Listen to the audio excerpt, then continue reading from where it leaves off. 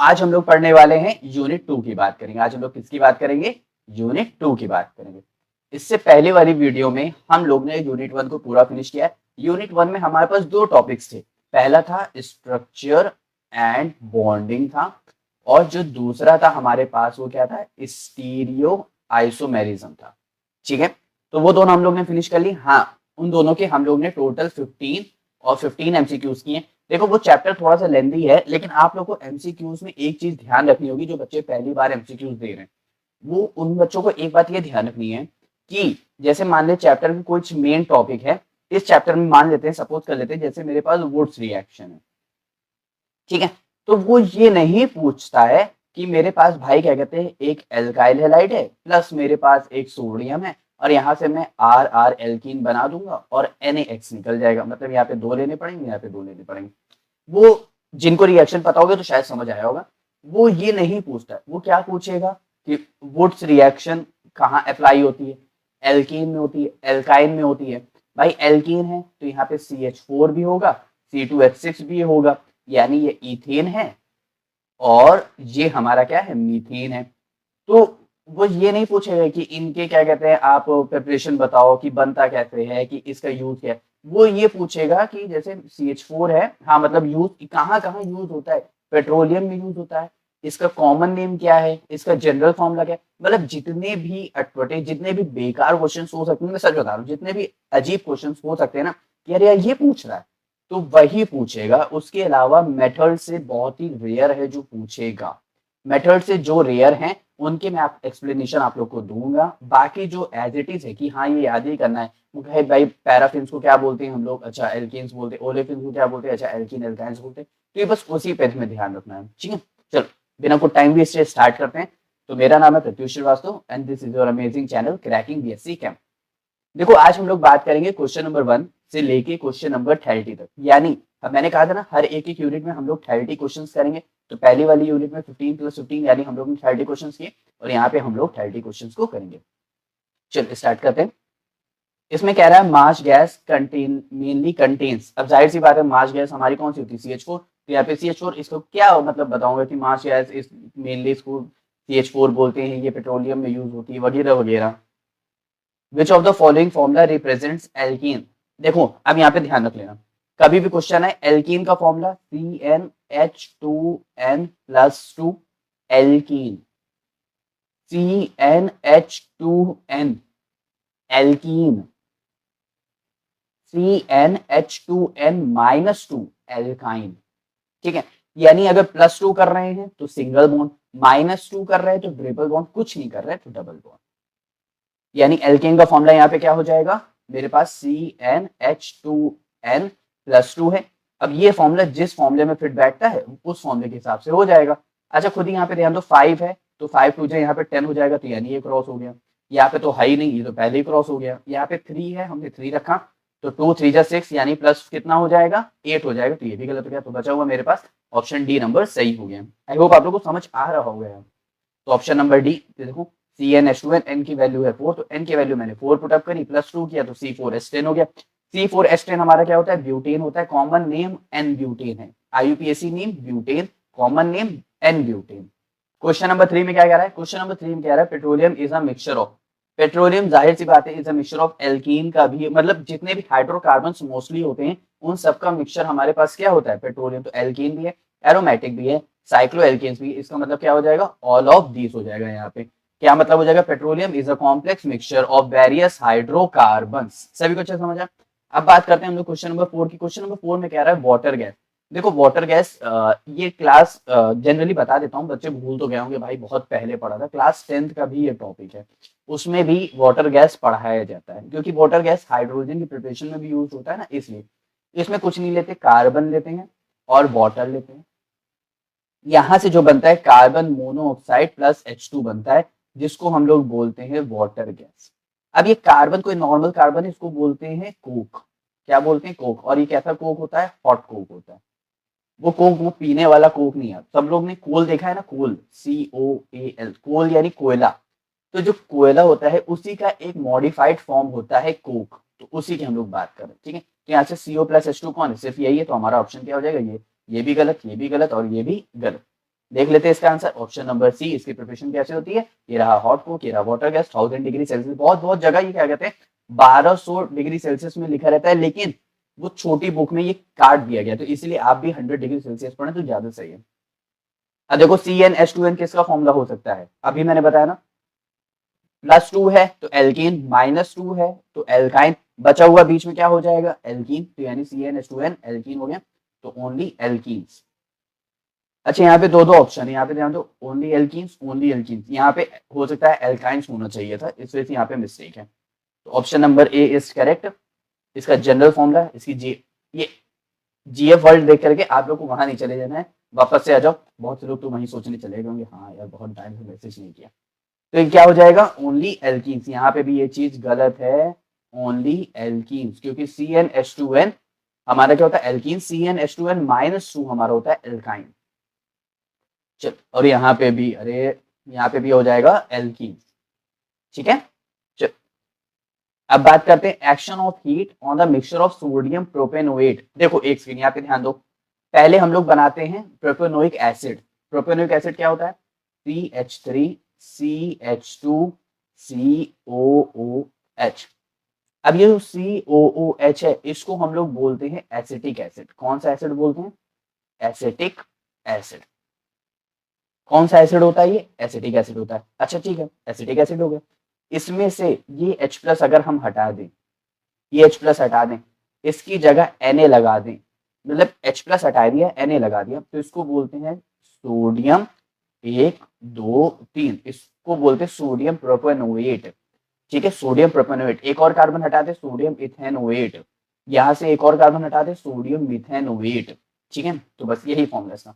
और बचा हुआ हमारे पास सोडा लाइम। क्या होता है सोडा लाइम? ये रहा, जो ये मिक्सचर होता है क्विक लाइम का, CaO क्विक लाइम होता है, प्लस NaOH सोडियम हाइड्रोक्साइड, इन दोनों का मिक्सचर होता है हमारे पास सोडा लाइम।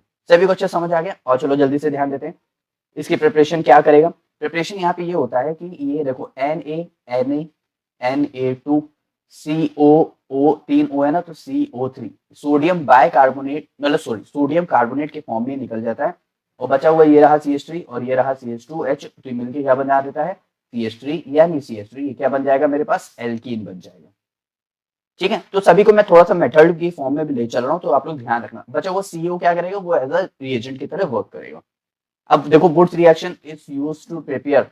वुड्स रिएक्शन हमेशा ध्यान रखना। अब देखो यहाँ पे ध्यान रखो, किसकी प्रिपरेशन करेगा हमेशा? मेरे पास मैंने आपको दिखाया था ना, ये एक एल्काइल हैलाइड है। अच्छा चलो मैं CH3Cl ले लेता हूँ, प्लस मैं Na ले रहा था ना, तो चलो प्लस मैं Na यहाँ पे भी ले लेता हूँ। 2 Na लेने पड़ेंगे तो 2 Na लेने पड़ेंगे, तो 2 ये भी लेने पड़ेंगे, तो यहाँ पे क्या हो जाएगा? 2 NaCl निकल जाएगा, तो 2 CH3 मॉलिक्यूल्स है तो 2 CH3 मॉलिक्यूल्स बन जाएगा, और 2 R मॉलिक्यूल्स है तो 2 R मॉलिक्यूल्स बन जाएंगे। इस तरह ये यहाँ पे क्या हो जाएगा? और प्लस क्या निकल जाएगा? 2 NaCl निकल जाएगा। सभी को यहाँ पर अच्छे से समझ आए? तो बस यहाँ पे यही चीज है, किसकी प्रिपरेशन हो रही थी, हम लोग देख रहे थे ना, एक कार्बन एक कार्बन, तो बीच से इसको काटोगे तो सिमेट्रिकली ही तो एल्कीन मिल रहा है। अगर मैं 2 कार्बन इधर ले करके X ले लेता, तो मेरी जो फॉर्मेशन होती वो यहाँ पे 4 कार्बन की होती, क्योंकि जितने कार्बन, एक कार्बन है तो 2 कार्बन हो जा रहे हैं, 2 है तो 4 हो जा रहे हैं, 4 है तो मेरे पास 8 हो जाएंगे। तो देखो सिमेट्रिकली तो एल्कीन बन रहा है, इसीलिए वो सिमेट्रिकल एल्कीन की फॉर्मेशन करता है। जैसे यहाँ पे एग्जाम्पल के फॉर्म में भी देख लेते हैं, RX Na dry ether RR और NaX की बात करें। ठीक है, चलो क्वेश्चन नंबर 8 की बात करते हैं। यहाँ पे बात कर रहे हैं for the conversion of CH3OH into methane. CH3OH इसको हम लोग बोलते हैं मिथाइल एल्कोहल या फिर मीथेन 1 ऑल, प्लस इसमें कन्वर्ट किस में हम कर रहे हैं? हम कर रहे हैं मीथेन में, यानी CH4 में कर रहे हैं। इसका मतलब जो CH3 है, एक सेकेंड, ये जो CH3 है इसके पास हम एक H दे रहे हैं ना, तो हम CH4 बना दे रहे हैं, तो इसका मतलब OH किसी ना किसी के साथ निकल जा रहा है। कैसे हो? यहाँ पे ध्यान देते हैं, इस तरह हम यहाँ पे कर रहे हैं इसका रिडक्शन। भाई हाइड्रोजन का एडिशन तो क्या होता है? रिडक्शन होता है ना। तो हमने H ऐड किया, बहुत सी बुक में यहाँ पे 2 नेसेंट हाइड्रोजन के फॉर्म में भी लिखा हुआ है कि एक H इसको जा रहा है और एक H इसको जा रहा है, तो यहाँ से क्या हो जाता है? CH4 और प्लस क्या निकल जाएगा? वाटर। ठीक है, रेड फॉस्फोरस के फॉर्म में हीट कर रहे हैं, हीट करेंगे तो हमेशा वाटर का रिमूवल होता ही होता है, तो ये बात सब लोग अच्छे से ध्यान रखें। यानी किसकी फॉर्मेशन की, किसकी मदद से? ये हमारे पास क्या है? P और HI, फॉस्फोरस और HI। फॉस्फोरस हमेशा रेड फॉस्फोरस ही लेते हैं, तो इस वजह से मैंने वहां पे खुद से भी रेड लिख दिया। क्वेश्चन नंबर 9 की बात कर लेते हैं। क्वेश्चन नंबर 9 में कह रहा है सैचुरेटेड हाइड्रोकार्बन्स अंडरगो। एक बात हमेशा ध्यान रखना, जो एल्कीन्स हैं ये हमारे क्या है, एल्कीन्स। एल्कीन्स हमेशा सब्स्टिट्यूशन रिएक्शन को शो करते हैं, क्योंकि उसमें से एक एल्काइल ग्रुप आता है और एक जाता है। एक एल्काइल ग्रुप यानी एक न्यूक्लियोफाइल आएगा, एक न्यूक्लियोफाइल जाएगा, वो हमारे क्या शो करते हैं, सब्स्टिट्यूशन रिएक्शन शो करते हैं। यानी इसका ऑप्शन यहाँ पे क्या हो जाएगा, ए हो जाएगा। क्वेश्चन नंबर 10 की बात करते हैं, लिंड्स लार कैटलिस्ट। ध्यान रखना ये रॉजनमुंड रिएक्शन में बहुत ज्यादा फेमस है। कौन सी रिएक्शन में, रॉजनमुंड रिएक्शन में।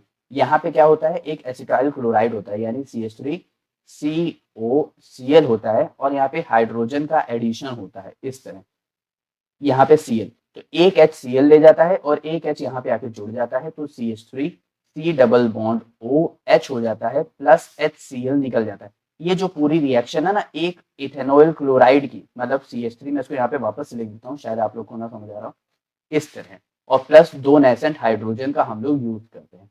तो एक नेसेंट हाइड्रोजन Cl के साथ निकल जाता है और एक उसकी वैलेंसी की जगह आ जाता है, जिसकी क्या फॉर्मेशन होती है, एल्डिहाइड की फॉर्मेशन होती है। ये सब किसकी प्रेजेंस में हो रहा है, ये प्रेजेंस में हो रहा है या तो लिंड्स लार कैटलिस्ट है। अच्छा, और लिंड्स लार कैटलिस्ट हमारे पास क्या होता है, पैलेडियम BaSO4। क्या होता है, पैलेडियम BaSO4। और बहुत सी जगह तो पॉइजन सल्फर भी लिखा रहता है। क्या लिखा रहता है, पॉइजन सल्फर। ठीक है, अब मैं आप लोग को पीछे का थोड़ी थ्योरी बताते चल रहा हूँ कि अगर मान लो उससे भी क्वेश्चन आ जाता है तो आप लोग कुछ अटेम्प्ट कर सकते हो। अगर आप लोग को सिर्फ ये देखना है कि आंसर क्या है, तो आप लोग 1.5x या 2x या 1.75x पे भी आप लोग क्या कहते हैं, उसको रन करा करके फटाफट देख सकते हो यार। देखो आपका ही टाइम बचना चाहिए, ये वीडियो आपके लिए ही है, तो जितना ज्यादा बेनिफिट आपको ही मिलेगा उतनी ही ज्यादा अच्छी बात है, वरना कोई मोटिव ही नहीं रहेगा वीडियो का, जितना ज्यादा बेनिफिट आपको मिलेगा। अब बात करते हैं anti Markovnikov of addition of HBr is not observe in. Anti Markovnikov of rule हमेशा जो लगता है वो हमेशा लगेगा अनसिमेट्रिकल एल्कीन पे, मतलब इस तरह अनसिमेट्रिकल एल्कीन। अनसिमेट्रिकल एल्कीन देखो, डिवाइड करो, इधर 2 carbon 1 carbon 3 carbon 2 carbon, unsymmetrical alkene में लगेगा, सिमेट्रिकल एल्कीन में नहीं लगेगा। देखो बेंजीन कभी नहीं लग सकता अनसिमेट्रिकल, इसी वजह से क्या हो जाएगा, इसका 11 का C यानी ब्यूटूइन। ब्यूटूइन का स्ट्रक्चर 1 कार्बन 2 कार्बन 2 पे इन है ना, 2 पे इन, देखो सिमेट्रिकल एल्कीन, बस वही चीज। चलो अब क्वेश्चन नंबर 12 की बात कर लेते हैं। क्वेश्चन नंबर 12 में कह रहा है when ethylene is passed through alkaline KMnO4। देखो जब भी KMnO4 होगा, जब भी K2Cr2O7 होगा, हमेशा जो भी रिएक्टेंट हो रहा होगा, रिएक्टेंट मान लेते हो, हमेशा उसका ऑक्सीडेशन होगा और ऑक्सीडाइज होकर के वो कुछ ना कुछ प्रोडक्ट बनेगा। इतनी बात क्लियर हो गई। अब यहाँ पे कह रहा है इथाइलिन। देखो इथाइलिन, बच्चे बहुत लोग कंफ्यूज होते हैं, जो इथाइलिन है वो हमेशा C डबल बॉन्ड C वाला है, और जो इथाइल लाइन है वो हमेशा C ट्रिपल बॉन्ड वाला C है। बच्चे हमेशा इस वाई को समझ लेते हैं कि जो है ट्रिपल बॉन्ड वाला है, वैसा नहीं है। ठीक है, तो यहाँ से क्या होता है, इथाइलिन यानी CH2 डबल बॉन्ड CH2 है, इसको हम लोग ऑक्सीडाइज करा रहे हैं यानी KMnO4 के प्रेजेंस में, तो हमारा ऑप्शन क्या बनेगा, हम लोग जल्दी से यहाँ पे देख लेते हैं। इसका ऑप्शन ग्लाइकोल है, फिलहाल ध्यान रखना क्या बन जाएगा, ग्लाइकोल।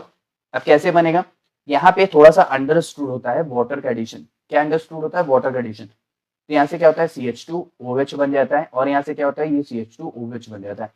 इसको हम लोग बोलते हैं ग्लाइकोल। इसको हम लोग क्या बोलते हैं, ग्लाइकोल। एक ऐसे ही होता है COH और एक ऐसे ही होता है COH, इसको हम लोग बोलते हैं ऑक्सैलिक एसिड। क्या बोलते हैं, ऑक्सैलिक एसिड। तो कंफ्यूज नहीं होना, मैंने आप लोग को दूसरा भी मोटिव दिखा दिया। चलो अब बात करते हैं क्वेश्चन नंबर 13 की, प्रोपीन ऑन ओजोलिसिस फॉर्म। प्रोपीन, ध्यान रखना कुछ नहीं करना होता है, ओजोलिसिस में 3 ऑक्सीजन होते हैं, इसमें से 3 लड्डू हर एक एक कार्बन को हम लोग बांट देते हैं। जो भी बांटने के बाद हम लोग खाली ऑक्सीजन को ऐसे ब्रेक कर देते हैं, ब्रेक करने पे जो वैल्यू इधर और जो वैल्यू इधर होती है उसको ऐड करके लिख देते हैं। पता नहीं शायद समझ आएगी, और यहाँ पे ध्यान देते पहले। देखो ये था प्रोपीन, मैंने पहले से लिख दिया क्योंकि मैं लिखूंगा फिर टाइम वेस्ट होगा। ये रहा प्रोपीन, इसका बॉन्ड यहाँ से ब्रेक करेंगे तो अनसिमेट्रिकल एल्कीन की तरह टूट रहा है। जैसे ही ब्रेक किया तो देखो ये मंदिर जैसा घर बन गया। ये रहा CH, यहाँ पे मैं आप लोग को वापस से दिखा देता हूँ वरना आप लोग कंफ्यूज हो जाओगे। तो ये रहा, इस H को मैंने कहीं भी लगा दिया, तो इसके साथ साथ, और यहाँ पे क्या है, इसके साथ 2 H है ना, तो एक H ये लगा दिया, एक H है।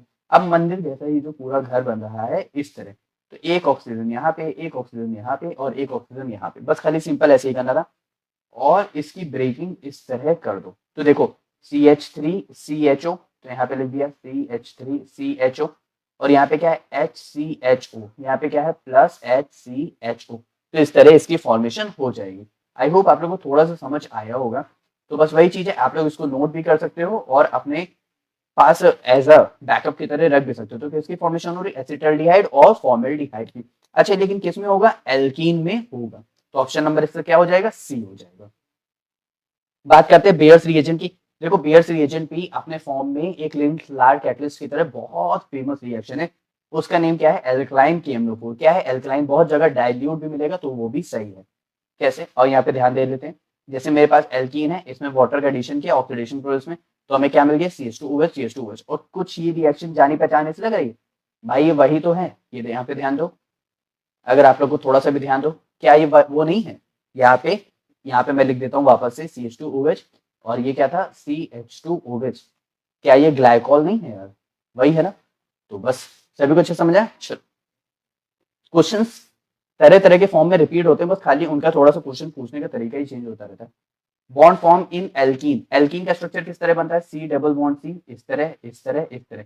अब ये जो एंगल बना रहा है, ये 120 डिग्री तो बना रहा है, तो ये 120 डिग्री है।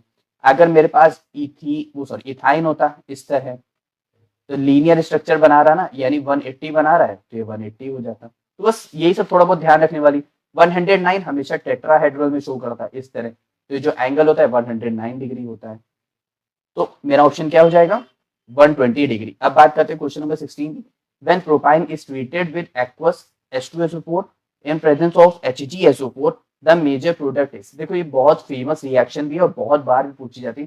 प्रोपाइन का स्ट्रक्चर किस तरह बनता है, इस तरह, यानी कार्बन कार्बन बीच में ट्रिपल बॉन्ड और एक सिंगल बॉन्ड। इसको बोलते हैं prop 1 या फिर प्रोपाइन, आप कुछ भी बोल सकते हैं। इसको ट्रीट करा रहे हैं H2SO4 के साथ। इसको ऑप्शन जो मेरे पास हमेशा जो बनेगा वो हमेशा प्रोपेनॉन की फॉर्मेशन में आएगा। और कैसे, यहाँ पे ध्यान दें, क्योंकि यहाँ पे हो जाता है टॉटोमेराइजेशन। क्या हो जाता है, टॉटोमेराइजेशन। टॉटोमेराइजेशन हमेशा कुछ प्रॉपर्टीज की मदद से होता है। आप लोगों को सिर्फ इतना ध्यान रखना, अभी इतना ध्यान रख लेना है कि यहाँ पे जो हो रहा है ना, वो हाइड्राइड शिफ्ट की मदद से हो रहा है। किसकी मदद से हो रहा है, हाइड्राइड शिफ्ट की मदद से हो रहा है। कैसे, हम यहाँ पे ध्यान देते हैं। ये रहा प्रोपाइन, तो ये रहा Hg2+ और H2SO4। यहाँ पे वाटर, देखो H2SO4 है, यानी यहाँ पे वाटर अंडरस्टूड होगा, तो यहाँ पे वाटर लिया गया। देखो एक बॉन्ड को ब्रेक किया, तो एक को दिया हाइड्रोजन, एक को दिया OH, एक को दिया हाइड्रोजन, एक को दिया। अब कैसे पता कि किसको हाइड्रोजन देंगे किसको OH देंगे, जब भी बॉन्ड ब्रेक करेंगे, जिसके पास कम नंबर ऑफ हाइड्रोजन है उसको दे दो OH। तो इसके पास एक नंबर ऑफ हाइड्रोजन, तो इसके पास मिल जाएगा, तो इसके पास चला गया OH और इसके पास चला गया H। तो कैसे बन गया, CH3 C double bond C, इसके पास क्या आ गया OH और इसके पास क्या हो जाएगा, CH2 हो जाएगा। अब यहाँ से जो होता है ना वन, यहाँ पे ध्यान देते हैं, यहाँ पे जो होता है ये 1 2 और 3, 1 2 और 3 पे क्या होता है, हाइड्राइड शिफ्ट होता है। अगर हाइड्रोजन यहाँ चला जाएगा तो कार्बन और ऑक्सीजन की वैलेंसी कम हो जाएगी। तो यहाँ पे जो होता है CH3, यहाँ पे हो जाएगा O-, यहाँ पे आ जाएगा CH3। कार्बन और हाइड्रोजन दोनों वैलेंसी कम हो गई, तो ये जो O- था ना, ये O- यहाँ पे उतरेगा, ये O- यहाँ पे उतरेगा, तो as a double bond carry करेगा, तो कार्बन और ऑक्सीजन की दोनों वैलेंसी क्या हो जाएंगी, फुलफिल हो जाएंगी। इसको बोलते हैं टॉटोमराइज या टॉटोमराइजेशन। तो इस तरह किसका फॉर्मेशन हो जाएगा, प्रोपेनोन का फॉर्मेशन हो जाएगा। 1 2 3 single bond prop, single bond ane, carbon carbon के बीच में सिंगल बॉन्ड देखना है, कार्बन मतलब कार्बन और कार्बन के बीच में ही एन इन और आइन चलता है। तो CH3 यहाँ पे हो जाएगा C डबल बॉन्ड और यहाँ पे हो जाएगा CH3, तो 1 2 3, तो हो जाएगा प्रॉप सिंगल बॉन्ड इन है 2 ऑन, प्रोपेन 2 ऑन। ठीक है, अब बात करते हैं which one of the following is red colour. इस यहाँ पे रेड कलर किसका शो करता है, ध्यान रखना, कॉपर, यानी कॉपर कार्बाइड का, यानी Cu2C2 का हो जाएगा, ऑप्शन नंबर सी हो जाएगा। डाई एल्डर रिएक्शन, देखो बच्चों डाई एल्डर रिएक्शन होती क्या है, ये हमेशा एल्कीन की फॉर्मेशन में ही होती है, यानी CH2 और CH2, यानी एल्कीन के ही फॉर्मेशन में हो रही। अब एल्कीन के फॉर्मेशन में हो रही है, तो यहाँ पे जब भी किसकी फॉर्मेशन करता है, हमेशा 6 कार्बन रिंग के एटम की बात करता है इस तरह। तो और यहाँ पे डबल बॉन्ड आता है, बाकी कहीं पे भी डबल बॉन्ड नहीं आता। लेकिन कितने कार्बन के रिंग है, 1 2 3 4 5 और 6, तो कितने कार्बन की रिंग है, 6 कार्बन की रिंग है, तो इस तरह हो जाएगा 6 कार्बन की रिंग। ठीक है, यहाँ पे बात कर रहे हैं डाई Alder reaction is used to synthesise ring 4 carbon atom 6 carbon atom 5 carbon atom 3 carbon, देखो ऑप्शन में क्या कहते हैं 6 कार्बन एटम था ही नहीं, जबकि वो सही था, तो इसीलिए मैंने इनको छोड़ के मैंने एक अलग से भी लिख दिया था 6 कार्बन एटम। तो ऑप्शन नंबर क्या हो जाएगा डी इसका, जो 200 डिग्री सेल्सियस में ये कुछ नहीं, ये वैल्यू आकर के यहाँ पे इस तरह ऐड हो जाती है, तो इसका स्ट्रक्चर बन जाता है। बात करें क्वेश्चन नंबर 19 की, तो अब तो देखो अब हम लोग क्वेश्चन नंबर 19 पे पहुंच गए। अगर आप लोग भी अभी भी इधर उधर देख रहे हो तो भाई एग्जाम का कोई मतलब नहीं है, एग्जाम अब नजदीक आ रहे हैं, तकलीफ आप ही को होगी, ऐसे क्वेश्चंस लगाते रहो वरना बहुत बुरा फंस जाओगे। अभी इधर उधर मत देखो, अभी भी सामने देखो, हाँ सामने सामने सामने। Alkene usually show which type of reaction, जाहिर सी बात है एल्कीन है, इसके पास कमी है तो अपने पास एक एक ऐड कर सकता है, तो कौन सी रिएक्शन शो करेगा, एडिशन रिएक्शन शो करेगा, alkane substitution reaction. Question number 20 की बात करते हैं, the final product when ethyl bromide यानी C2H5Br, किसी और तरीके से लिख सकते हैं, बिल्कुल लिख सकते हैं CH3CH2Br, ठीक है, प्लस कह रहा है KOH के साथ, प्लस KOH के साथ रिएक्ट कराएंगे तो यहाँ से क्या होता है KBr निकल जाता है और इसका H और OH निकल जाता है, मतलब कहने का है यहाँ पे डिहाइड्रो हेलोजिनेशन होती है। कौन सी रिएक्शन होती है यहाँ पे, डिहाइड्रो हेलोजिनेशन, को ज्यादा ही बड़ा नाम है मानते हैं। तो यहाँ से हो गया क्या, यहाँ से ये KBr के फॉर्म में निकल जाता है, ठीक है, और ये C2H5 है, इसका अगर मैं इसको H4 लिख दूं और H1 लिख दूं तो इसका 1H और ये OH के फॉर्म में निकल जाता है। तो देखो C2H4 बन गया यानी C डबल बॉन्ड C बन गया, इसके पास 2H आ जाएंगे, इसके पास 2H आ जाएंगे, एक KBr निकल गया और एक वाटर निकल गया, ठीक है। तो आप लोग इसको नोट भी कर सकते हो चाहो तो, ऐसे कर लेना यार, बहुत ज्यादा बेनिफिट रहता है। क्वेश्चन नंबर 21 की बात करते हैं, द रिएक्शन CH2, अच्छा ये क्या है, एल्कीन है ना, जाहिर सी बात है एक एक हाइड्रोजन ऐड करेगा तो यहाँ से CH3CH3 बना देंगे।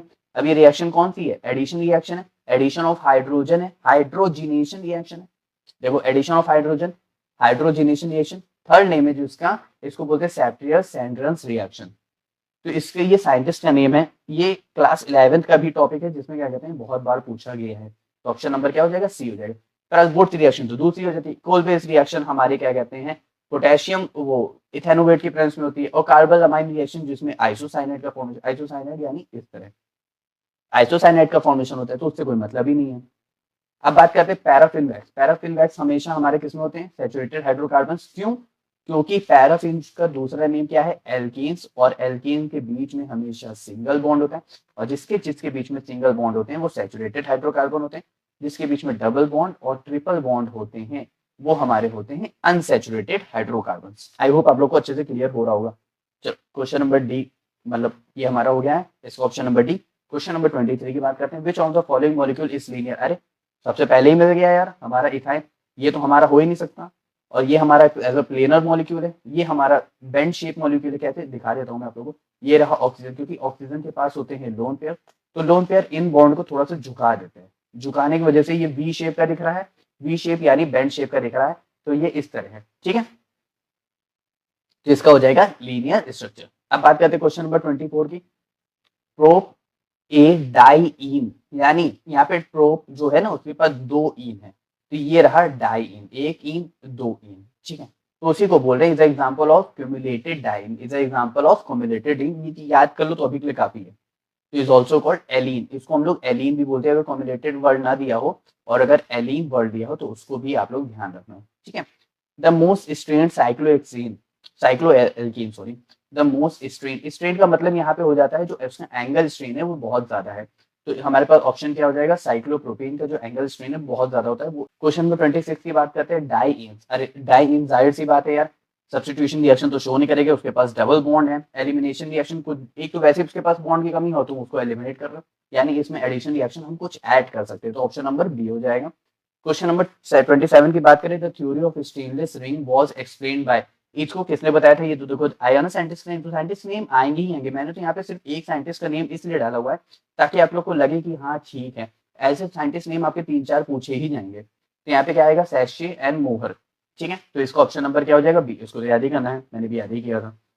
बात करते हैं क्वेश्चन नंबर 28 की, the reaction between an olefinic unit and a conjugated diene resulting in a 6-membered ring is called, 6-membered ring है, ओलेफिनिक यानी यहाँ पे क्या कहते हैं, किसकी बात कर रहा है, एल्कीन की बात कर रहा है, और यहाँ पे डाईइन की बात कर रहा है, इस तरह, यानी यहाँ पे किसकी रिंग की फॉर्मेशन होगी, डाई एल्डर रिंग, यानी 6-membered रिंग की फॉर्मेशन होगी, जो कि क्या है, तो डाई एल्डर्स रिएक्शन जिसका आंसर मेरे पास क्या हो जाएगा, option number C is correct. अभी हम लोग ने ऊपर देखा साइक्लो एडिशन ऑफ 4+2 है, ध्यान रखना 4n+2 पाई इलेक्ट्रॉन नहीं है, क्या है 4+2 है। तो यानी यहाँ पे किसकी फॉर्मेशन हो रही होगी, डाई एल्डर्स रिएक्शन।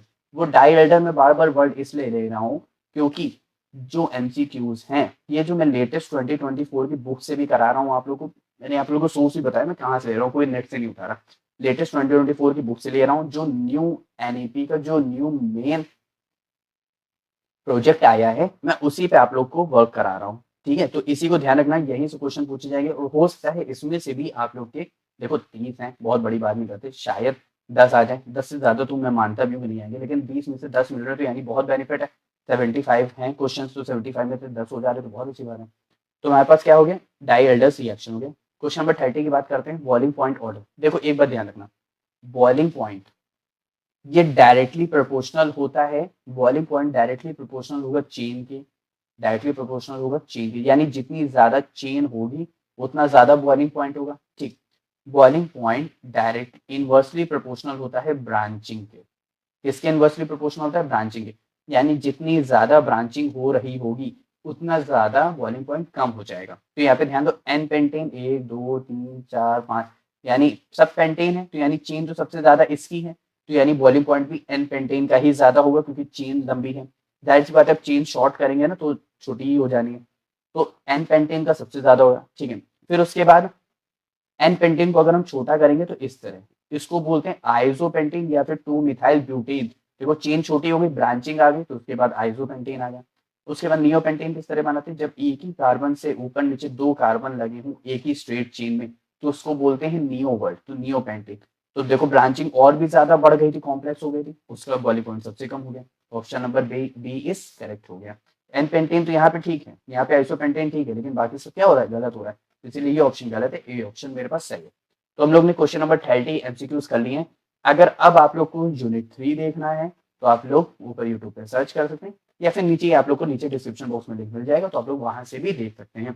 आप लोग पहले यूनिट 1 जरूर देखिएगा, वो इसलिए कह रहा हूँ क्योंकि भाई 4 ही तो यूनिट है, अब 4 यूनिट में अगर 30 एमसीक्यूज है और वो भी नहीं देख रहे हो या वो भी नहीं पढ़ रहे हो तो भाई मार्क्स तो कहीं ना कहीं कम हो जाएंगे, और एक पेपर बैक लग गई तो लगभग लगभग क्या कहते हैं 2400 रुपए या 1200 रुपए हम लोग को बैक पेपर का भरना पड़ता है यार, तो बहुत ज्यादा है।